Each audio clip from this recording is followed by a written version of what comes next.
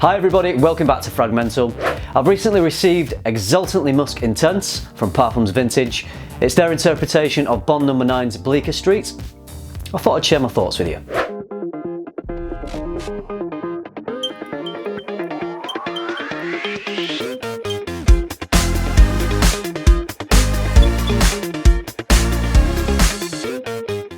I'm with Lex on the names of Parfums Vintage fragrances. I know he really loves them, and this is no exception. Exaltant le Musc Intense.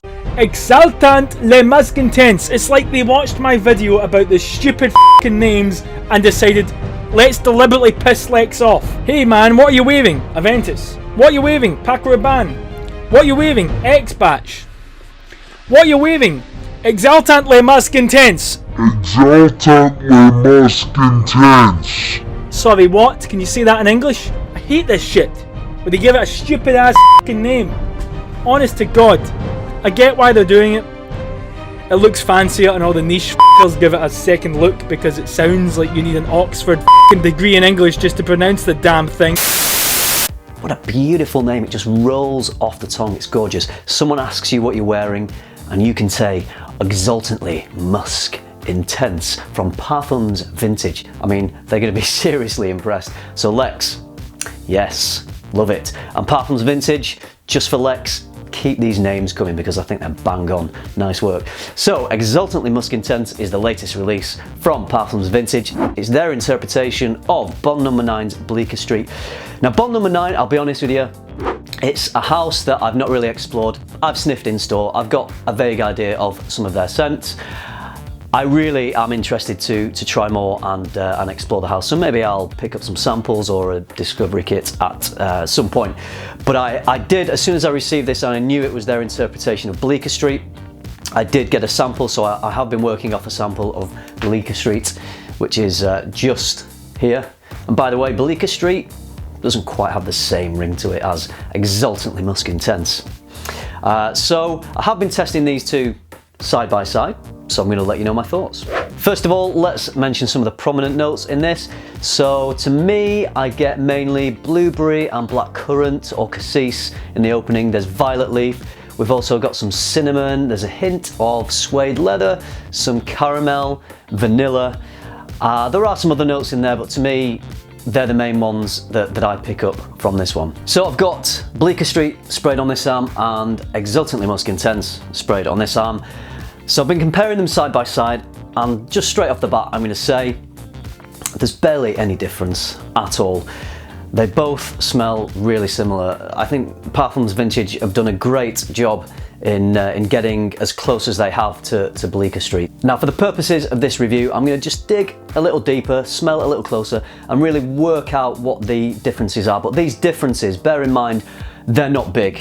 I'm just mentioning them because some people may be interested, and this is a review where I'd like to try and be as informative as possible about the fragrance. So whilst in the air, I don't think anyone really would detect much of a difference. We'll just have a look in a bit more detail. So in the opening of Bleeker Street, compared to the Parfums Vintage, I find the blueberry notes, or maybe a combination of the blueberry and the blackcurrant, to be a little sweeter and fruitier, so perhaps more photorealistic of that fruit, mainly the blueberry. The Parfums Vintage is definitely there. You do get this blueberry, you do get the blackcurrant, but it's not quite as sweet and juicy. That's the best way I would describe it. So whilst it's there, it's not as photorealistic as in the Bond No.9. The other thing I get from Exaltant le Musc Intense is it's deeper, it's richer, it's more full-bodied, and I feel this may be due to the use of violet leaf. So whether the violet leaf has been amped up in the Parfums Vintage to create this almost creamier, more full-bodied effect, which is the same effect that I felt the violet leaf gave to Parfums Vintage interpretation of Green Irish Tweed, which I thought was a stronger and longer lasting, more full-bodied version of Creed's Green Irish Tweed. Parfums Vintage was called Emerald Isle. I have a review of that one, you can check that out if you like. I also get more of a resinous quality to to the Exaltant le Musc Intense. I mean, can I shorten that to anything? As much as I love saying it, I'm going to start calling it ELM. I'll call it ELM. So, ELM I find to be a little more resinous. So comparatively, Bleeker Street doesn't have that full-bodied depth that ELM does. The other difference that I found is the suede note is more prominent in the Parfums Vintage. When I say prominent, it's still very much in the background, it's still very much a supporting note. This isn't a strong leather. The main notes in this one to me are there's some vanilla, there's some resins from the woods, I think cedar is in here, and it's that blueberry accord. Now, I don't really get much leather at all. I don't get much of the suede from Bleeker Street. I mean, you know, digging deep and really thinking about it, you could say, yes, I can get a nice kind of smooth leather in the background. In ELM, you can definitely pick out the leather a little bit more. Like I said, it is still in the background though. It's not really that much of a prominent note. Now, the other difference is that in the opening of Bleeker Street, this lovely fruity sweet blueberry accord seems to dissipate after around an hour or so.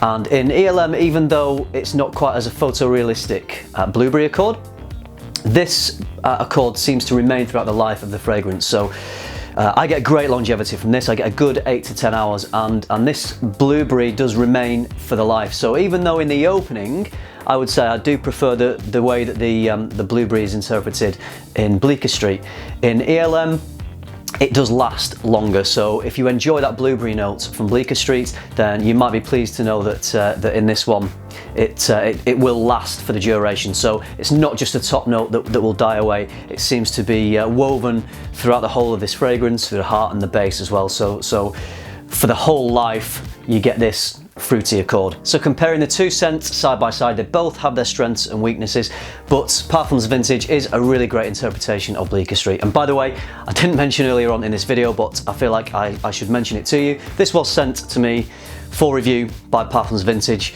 but obviously all opinions are my own. Just wanted to get that out there. So the scent profile here is, to me, extremely versatile. It's one of those scents that is pretty safe.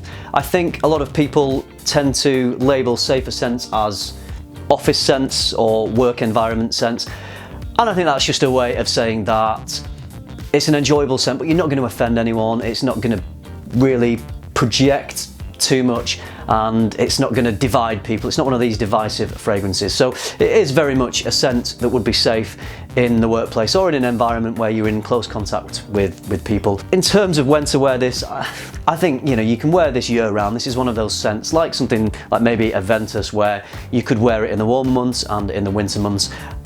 It's straight down the middle. I don't think it particularly has to be worn in any temperature or any season. I think it works in them all, and occasions as well. You could dress this one up. You know, this would be a gentleman wearing a sharp suit, or this could be a guy going out for the day just wearing jeans and a t-shirt. I think it would work equally well. I find it to be very modern, but very masculine in almost a classical sense as well. It has that kind of classical masculine edge to it, but the overall composition is quite modern, and I think it's quite a striking scent actually. I'm glad that I smelt this, because I don't know how long it would have taken me to really smell Bleeker Street and wear it a lot and get used to it if I hadn't received this. So thanks to Parfums Vintage again for this scent, and for really helping me to start exploring Bond No.9, because I'm really interested in looking at all the rest of their fragrances as well. It's a really nice scent. It's a really versatile scent, gentlemanly, masculine scent. Having said that, I would say it's unisex. I'd say, I mean, it's not super sweet, so it's not juvenile. It does have an air of refinement to it. So in terms of the age of this, I'd say, you know, 25 plus. So very versatile, unisex, wear it any time of the year, any occasion, and you know, you're gonna get your money's worth basically out of this one. Let's talk pricing. Parfums Vintage list in dollars on their website, and this is listed at $110, which converts to around about £87, which is what the current conversion rates are when I googled it just prior to making this video. If you want to buy 100ml of Bond No.9's Bleeker Street, the cheapest I found was 100ml at notino.co.uk. It was coming out at around £140.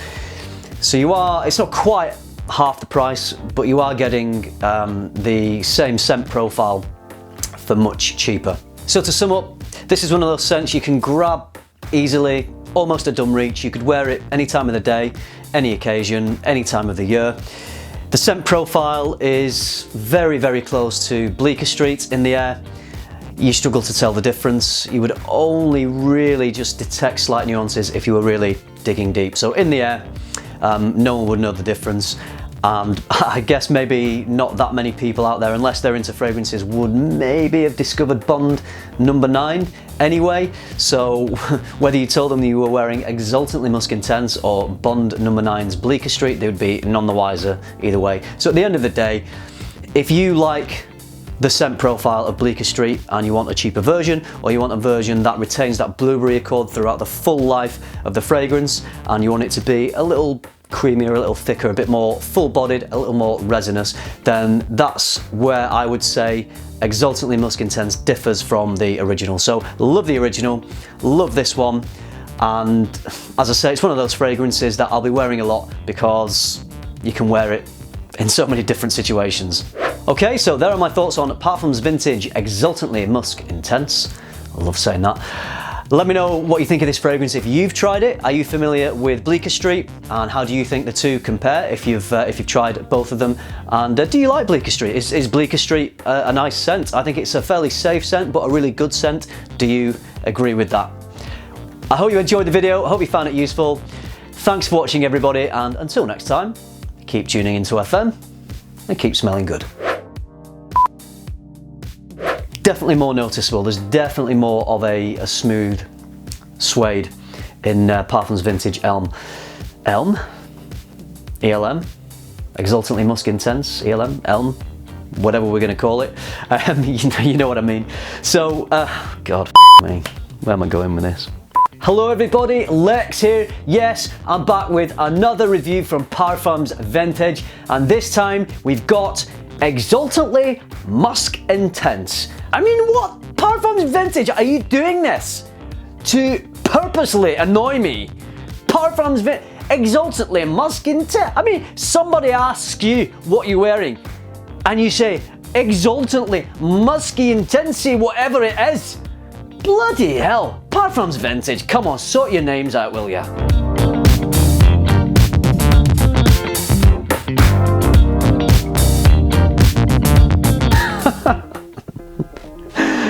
That was bad.